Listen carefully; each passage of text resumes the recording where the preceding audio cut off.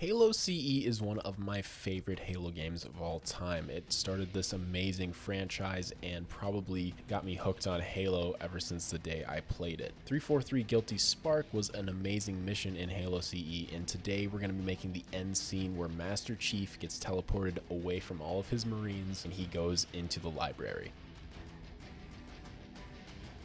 So I started out by using a ton of styrofoam here. I needed to get the base of this building that you kind of see in the background when you get teleported away, so I was starting to work on that.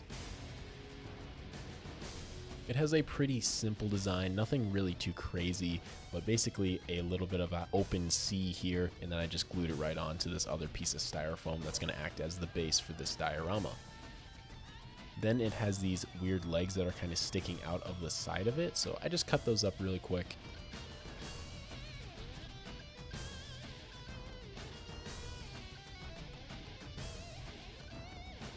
I always love this mission. First, we get to actually see the Flood for the very first time, which is awesome, and I love fighting the Flood in all of the Halo games. And second, I just felt like it had this really creepy and cool vibe. I mean, you're literally going into a swamp, shooting Covenant, and then there's these weird zombies that come out of nowhere and start infecting your Marines, which is absolutely insane. So I glued down that extra piece that we made right there, and I shortened up the diorama just a little bit on the sides.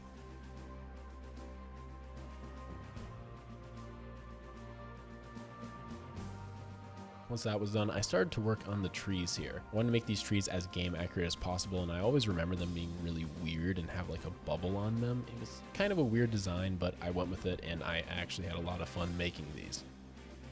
I've never made trees like this before, and they're so alien-esque, it just fits the environment so well. So good job making those back in the day, Bungie. Then I carved away on the very top and just gave this thing an overall shape like it shows in the video game, glued that right on, and then just did even more carving. I've never made these before, so they were kind of tricky, but I got the hang of it. I also used hot glue to make this kind of veiny look that they have on it.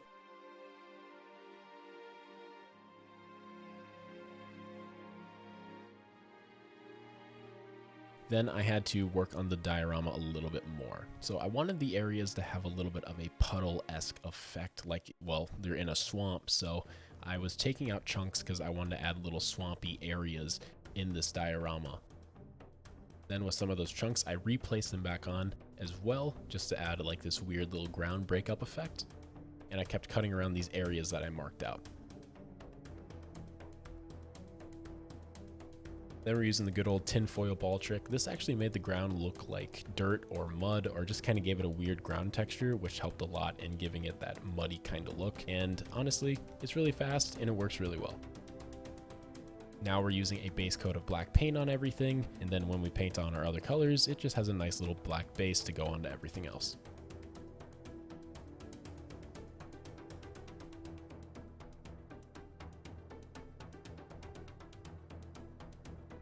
Now we need to work on the Marines a little bit. So these Marines are going to have infection forms crawling into them, so I had to take my drill here and just carve out the chest. I'm using these expensive CE Marines, which I'm sure a lot of you guys are probably going to be like, no, don't sacrifice them, but in the end they look really cool and they fit the diorama perfectly, so it's worth the sacrifice. Then I glued down my infection forms right in the back and to the front of the Marine, one of each, and I added more green stuff as his flesh is getting kind of torn apart. It's a little graphic, but honestly, it looks really good. I also had various little bits of armor that are kind of sticking out, and it really made them feel like they're actually being kind of burrowed into just sitting there on the diorama. So definitely something that you could even do with your other figures, maybe Halo Infinite Marines or anything like that, a little bit cheaper Marines. Very fun little project. Now we're painting the ground, and I kind of went for this weird mud sandstone kind of look with this red. I went back over it with another color later because I didn't really like it, but it was worth a shot. For the trees, we're doing a nice base coat of brown, just a basic generic tree color. Didn't really go for anything too crazy there, but I like how they turned out a lot. Then I went back over the ground with some mud, which is just brown paint, and I'm using a paper towel to dab it on to really make it uneven. And this actually added a lot with that kind of red earlier too. It really made it seem uneven and natural, which was really cool. Definitely recommend that for ground texture.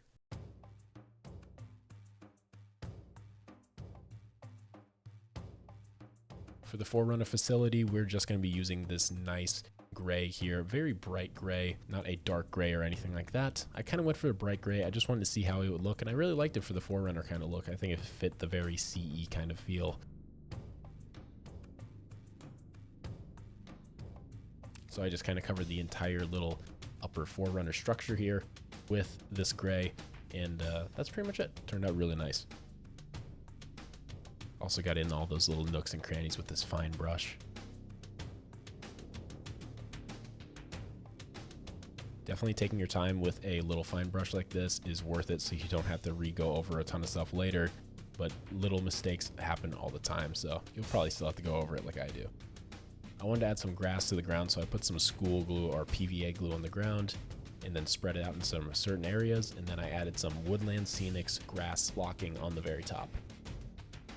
Definitely gives it more of a natural kind of vibe, which is what I was going for, and it looked really good, so I was happy. I made sure I put that in a lot of areas. I really want to make sure that my dioramas have a lot more texture and design to them and look and feel more real and realistic, or at least more game accurate. So I'm going to try to do that more in my other dioramas, and I'm going to start making these kind of long, lengthier videos again, because I really have missed doing them and I enjoy them a lot.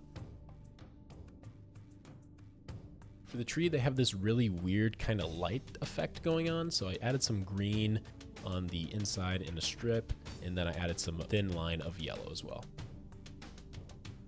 Once that was done, I glued them on down, and I made 2 of those trees, and then I made some little baby weird trees that are also there. They come in the game, so they work. I've never used UV resin before, so this is the first time I've ever tried it, and I added a little bit of brown paint to make it feel like muddy kind of water. I didn't know if this was going to work, but I gave it a shot, and I really like how the outcome turned out. I spread that around just a little bit just to give it a test. I didn't know if it was going to work, so I made sure that I didn't use too much. And I have this little UV light kind of lamp, and just stuck it on there, and after like 2 or 3 minutes it was completely hardened and dried, and it was awesome. So I added it to more areas, and it really gives it this nice wet looking effect, like it's actual mud, which I'm going to use this for a ton of dioramas, ice, snow, so many things. So I'm super happy that I am using UV resin now. For the flood forms, I just wanted to change them up and make them look a little bit more brown, and then we're adding blood all the way around. This guy's getting burrowed into, so there's going to be a lot of blood everywhere, and he's having a bad day, man. But I really like how this infection form is crawling inside of him. I think it looks really awesome, and it was a cool little touch to add to this diorama.